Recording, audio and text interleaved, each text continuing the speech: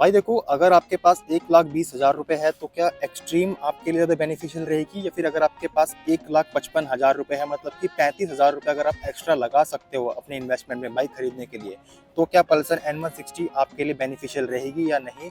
इस वीडियो में आपको मैं सारी इन्फॉर्मेशन देने वाला हूँ, so make sure watch this video till the end. Ram Ram ji, स्वागत आप सभी का रॉकेट ऑन व्हील्स में। तो देखो, फाइनली आज मैं बात करने वाला हूँ कि अगर आपके पास 1,20,000 रुपये, फिर आपके तकरीबन 1.5 लाख रुपये आपके पास है, तो क्या पल्सर N160 क्या एक बेटर ऑप्शन है आपके लिए? अगर आप डेली लाइफ में कम्यूट करने वाले हो, ऑफिस से घर जाने वाले, घर से ऑफिस जाने वाले पर्सन हो, तो क्या पल्सर N160 बेटर रहेगी आपके लिए ओवर टू एक्सट्रीम? सो देखो, सबसे पहले मैं बात करता हूँ इंजन स्पेसिफिकेशन के बारे में। एक्सट्रीम में नो डाउट आपको 125 सीसी का आपको इसमें इंजन देखने के लिए मिलेगा। और बात करूँ अगर पल्सर की, तो पल्सर के अंदर आपको 164 सीसी का आपको इंजन देखने के लिए मिलेगा। अब देखो, एक्सट्रीम में अगर पावर के बारे में बात करूँ तो 11.5 bhp की आपको इसमें पावर देखने के लिए मिलेगी और 10.5 Nm का आपको टॉर्क देखने के लिए मिलेगा। पल्सर N160 के अंदर आपको 16 bhp की पावर एंड 14.6 Nm टॉर्क आपको इसमें देखने के लिए मिलेगा। अब देखो, दोनों बाइक के बारे में बात करूँ तो नो डाउट पल्सर N160 में आपको bhp ज्यादा देखने के लिए मिलेगी, पावर आपको नो डाउट काफी अच्छे देखने के लिए मिलेगा। लेकिन माइलेज के बारे में बात करें तो माइलेज एक्सट्रीम में आपको देखने के लिए मिलेगी 60 से 66, या फिर अगर आप बाइक को काफी प्यार से चलाते हो तो 70 की भी माइलेज आपको देखने के लिए मिलेगी। आप आराम से 70 की माइलेज निकाल सकते हो एक्सट्रीम के अंदर। और ऑन द अदर हैंड अगर बात करूँ तो माइलेज इसमें वैसे तो कंपनी क्लेम करती है आपका 55 से 60 का, लेकिन जो इस बाइक के ओनर है वो क्लेम करते हैं मतलब 35-40 का ही माइलेज आपको देखने के लिए मिलता है। मतलब वो पर्सनली इस बाइक को चलाते हैं, अग्रेसिवली भी पुल करते हैं, काफी प्यार से भी चलाते हैं, तो 35 से 40 को उन्होंने माइलेज क्लेम करा हुआ है। अब देखो, इस बाइक के अंदर ना मैं सबसे बड़े डिफरेंस के बारे में बात करूंगा, वो है इन दोनों बाइक के टायर सेक्शन को लेके। तो एक्सट्रीम 125R में जो टायर सेक्शन है, एज यू कैन सी, आपको 90/90 का टायर आपको देखने के लिए मिलेगा। लेकिन ऑन दी अदर हैंड अगर मैं बात करूं पल्सर N160 का, तो लुक एट दिस, आपको इसमें 100/80 सेक्शन का आपको टायर देखने मिलेगा। हालांकि दोनों ही टायर जो है 17 इंच के हैं, मतलब 17 इंच के आपको अलॉय देखने के लिए मिलेंगे। लेकिन अगर हम बात करें पल्सर N160 का रेयर का टायर, तो रेयर के टायर को अगर मैं आपको चेकआउट करवाऊं, just hold on, look at this. अगर आप यहाँ पर आप चेक कर पा रहे हो, 130 सेक्शन का आपको टायर देखने के लिए मिलेगा। लेकिन हमारे एक्सट्रीम भी किसी से पीछे नहीं है भाई। अगर मैं एक्सट्रीम के बारे में आपको बताऊं, लुक एट दिस, ये चेक करो, 120/80 सेक्शन का आपको टायर देखने के लिए मिलेगा। हालांकि देखो, नो डाउट टायर के मामले में, ग्रिपिंग के मामले में, मैंने ये बाइक भी चलाई है पल्सर N160, इसकी ग्रिपिंग, ब्रेकिंग रिस्पॉन्स, पावर काफ़ी एग्रेसिवली काफ़ी प्यारा है। मैंने पर्सनली इस बाइक को चलाया है। बात करूँ ब्रेकिंग सेक्शन के बारे में, तो ग्रेमिका के आपको डिस्क देखने के लिए मिलेंगे और आपका विद ABS है। अब देखो, सबसे बड़ा डिफरेंस बाइक के अंदर ये आता है, एक्सट्रीम में आपको ड्यूल चैनल ABS आपको नहीं देखने के लिए मिलेगा, सिंगल चैनल ABS है, disc plus single channel ABS। लेकिन पल्सर N160 के अंदर आपको ड्यूल चैनल ABS देखने के लिए मिलेगा, मतलब कि आगे और पीछे दोनों बाइक के अंदर डिस्क प्लेट है विद दी ABS, ये आपकी ABS की रिंग है। देखो, अगर मैं अब नेक्स्ट पॉइंट के बारे में बात करूं तो एक्सट्रीम में ना आपको 10 लीटर का फ्यूल टैंक आपको देखने के लिए मिलेगा। लेकिन पल्सर के बारे में बात करूं, माइलेज कम है, लेकिन माइलेज कम के साथ साथ एक बेनिफिट इसके अंदर ये है कि इसमें आपको 14 लीटर का फ्यूल टैंक देखने के लिए मिलेगा। और सबसे बड़ा डिफरेंस जो मेरे को लगता है, ये चीज़ ध्यान से सुनना एक बार आप जरा, ये चीज़ प्लास्टिक है, लेकिन अगर आप पल्सर N160 के बारे में बात करोगे तो ये चीज़ इसकी मेटेलिक है। मतलब कि बिल्ड क्वालिटी के बारे में पल्सर विनर है साफ साफ।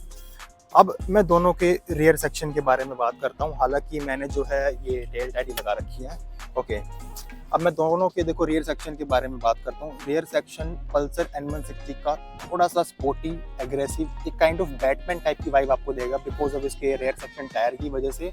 और जो इसका साथ साथ टेल वाला सेक्शन है थोड़ा सा एक्सटेंड होकर यहाँ तक है। मैंने भाई को रिकमेंड करा है कि जो टेल टाइट चेंज करवा के फोल्डेबल टेल टाइट लगवा ले यहाँ पर। लेकिन अगर मैं बात करूँ, यहाँ से देखो, एक काइंड ऑफ बैटमैन टाइप की लुक मिलती है इस बाइक के अंदर। तो ये पीछे का जो सेक्शन है इसका, ये मुझे काफ़ी ज़्यादा पसंद आता है। तो ये इसका पल्सर N160 के लिए सबको काफ़ी ज़्यादा एडवांटेज मिल जाती है। लेकिन अगर मैं एक्सट्रीम के बारे में बात करूँ तो एक्सट्रीम में ये देखो, आपको इतना मतलब एग्रेसिव नहीं मिलेगा, बट हाँ ठीक ठाक आपको 125 सेगमेंट के अंदर काफ़ी अच्छा इम्प्रेसिव, मतलब ये बोलना चाहूँगा वैल्यू फॉर मनी आपको देखने के लिए मिलेगा। आपका पैसा कहीं भी फजूल में नहीं जाएगा एंड एक्सट्रीम 125 के अंदर। नेक्स्ट पॉइंट के बारे में अगर मैं बात करूँ, पल्सर N160 का जो डिजिटल मीटर कंसोल है, look at this, meter console ना बहुत ही ज़्यादा इम्प्रेसिव है और इसकी ब्राइटनेस काफ़ी अच्छी है। और सबसे बड़ी चीज़, N160 के अंदर जो ब्राइटनेस ऑटो एडजस्ट अपने आप होती रहती है। जैसे ही आप चेक करोगे, ये देखो इसके अंदर ब्लूटूथ की लाइट भी ब्लिंक कर रही है, मतलब कि ब्लूटूथ कनेक्टिविटी भी पल्सर N160 के अंदर आपको देखने के लिए मिलेगी। लेकिन ऑन द अदर हैंड अगर मैं बात करूं एक्सट्रीम के अंदर, एक्सट्रीम का मीटर, डिजिटल मीटर थोड़ा सा स्मॉल है पल्सर के मुकाबले, ब्राइटनेस डिसेंट इनफ बोलूँगा मैं।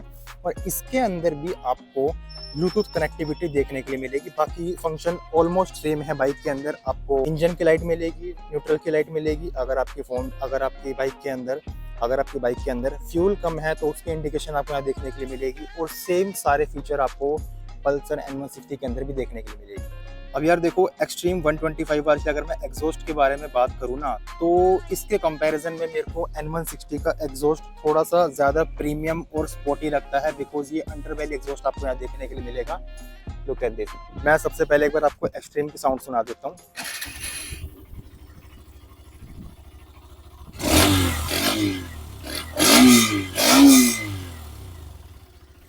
तो एक्सट्रीम 125R में आपको साउंड कुछ ऐसी देखने के लिए मिलेगी। लेकिन ऑन द अदर हैंड अगर मैं बात करूँ पल्सर N160 के बारे में, तो इसका जो थम, मतलब इसका एग्जॉस्ट है ना, काफ़ी थम्बी है, मतलब काफ़ी बेसी टाइप का आप बोल सकते हो।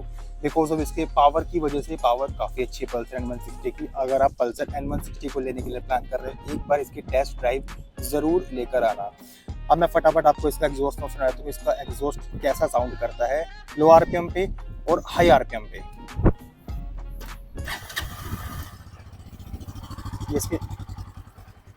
ये इसके एग्जॉस्ट का नोट एक बार थोड़ा ध्यान से सुनो।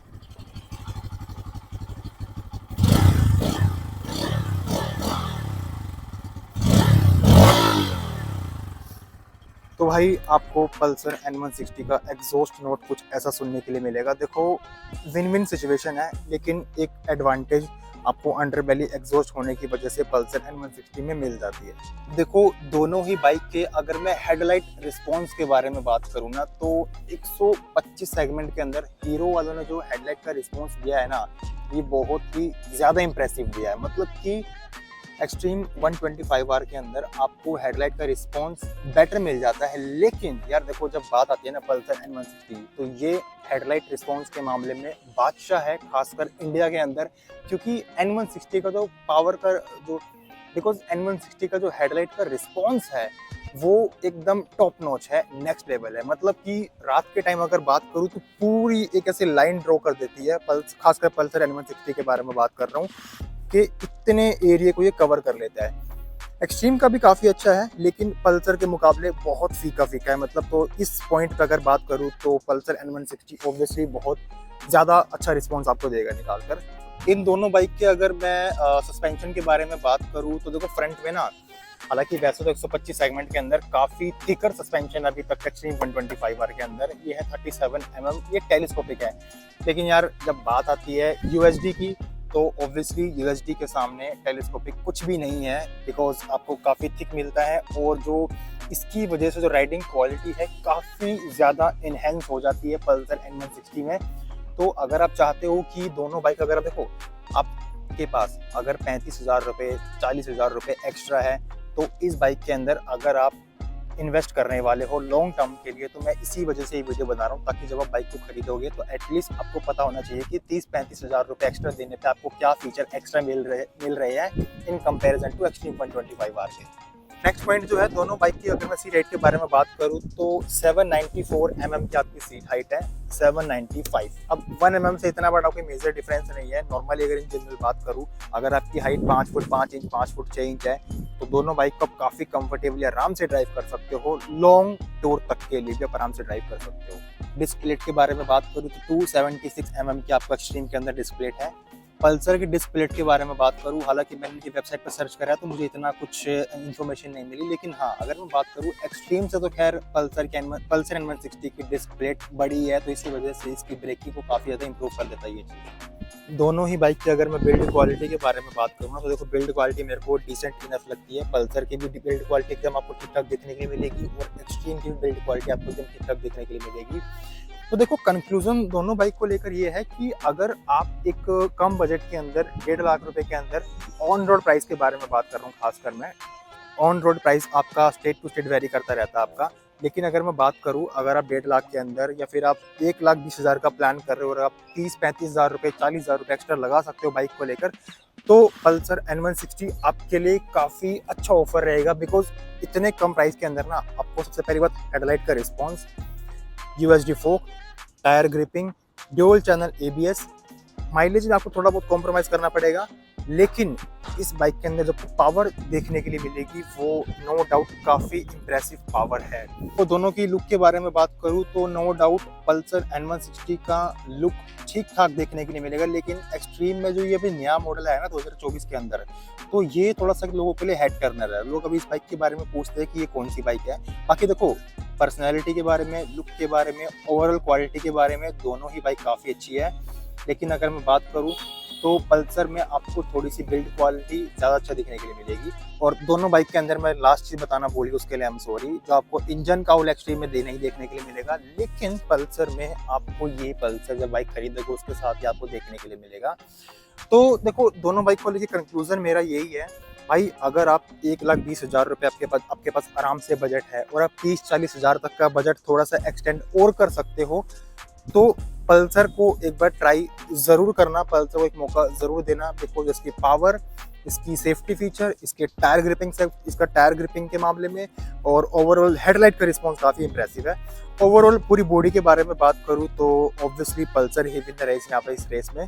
बाकी आपको वीडियो कैसी लगी हो मुझे एक बार कमेंट में ज़रूर बता देना, ऑलराइट। और वीडियो को अच्छी लगी हो तो मेक श्योर एक लाइक कर देना दोस्तों, ठीक है। नेक्स्ट वीडियो को किस टॉपिक पे चाहिए तो मुझे कमेंट में वो भी बता देना। बाकी मैं आपसे मिलता हूँ भाई लोगों नए वीडियो के अंदर, जब तक के लिए जय हिंद।